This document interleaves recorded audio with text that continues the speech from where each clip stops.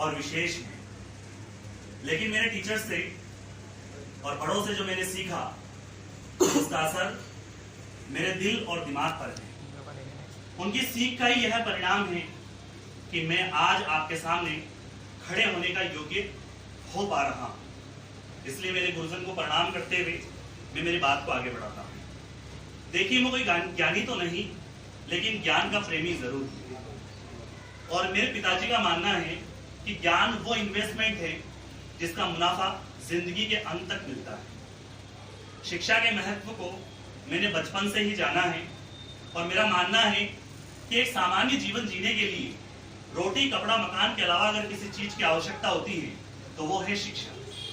जैसे अगर आपके पास धन है तो आप उसे गोल्ड में कन्वर्ट कर सकते हैं। धन हो या गोल्ड, एक निश्चित समय पर कम होने या खो जाने का डर हम सबको लगा रहता है।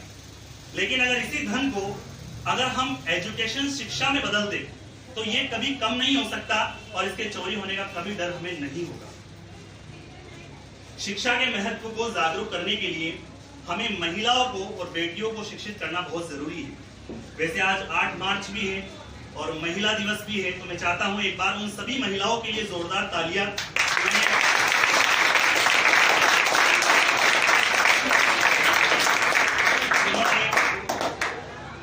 अपने गौरव की वजह से, अपने कार्य की वजह से इस देश का नाम किया है। अगर मैं आपसे पूछूं कि सबसे शक्तिशाली व्यक्ति कौन है, तो आप में से कोई कहेगा जिसके पास अधिक पैसा है, जिसके पास अधिक अस्त्र शस्त्र है, जो किसी राज्य का राजा है या किसी सल्तनत का वारिस है। मेरा मानना है कि पैसा होने या नहीं होने से कोई व्यक्ति शक्तिशाली नहीं होता। अगर होता भी है तो वह कुछ समय के लिए, लेकिन अस्त्र शस्त्र का ज्ञान केवल तब तक कार्यरत रहता है जब तक हम उसे चलाने योग्य रखते हैं। शास्त्रों का ज्ञान शस्त्र के ज्ञान से कई अधिक प्रभावकारी, शक्तिशाली और संवेदनशील होता है। जैसे किसी राजा ने कितने राज्यों पर अपना अधिकार किया होगा, उसके पास कितनी सेनाएं थी, इनकी जानकारी आपको शायद हो या नहीं हो, लेकिन आपको यह जरूर पता होगा कि जीरो का आविष्कार किसने किया, राष्ट्रगान किसने लिखा, बल्ब का आविष्कार किसने किया। ये नॉलेज ही तो है। इस नॉलेज का ज्ञान हम सबको रहता है।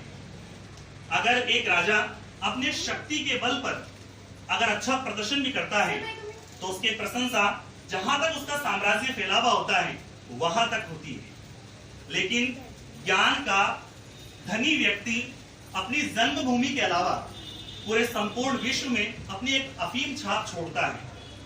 मैं मानता हूं कि ज्ञान का धनी व्यक्ति हमेशा सम्मान के लायक होता है, आदर के लायक होता है।